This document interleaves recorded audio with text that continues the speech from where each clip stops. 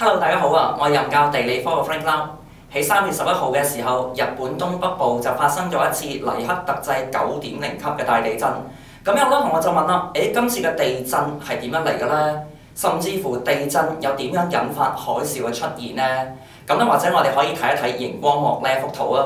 咁其實咧，我哋所謂嘅地啦，就係由咧大小不同嘅板塊啦所組成㗎。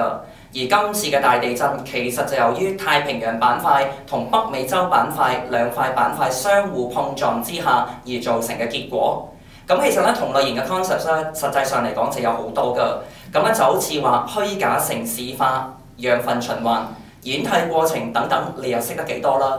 咁而喺我哋嘅課堂入邊，最主要就想同大家用一個高清嘅技巧，同大家就理清楚所有嘅 concepts， 甚至乎再進一步同大家分析翻以往嘅出題走勢同埋一啲嘅答題嘅方法。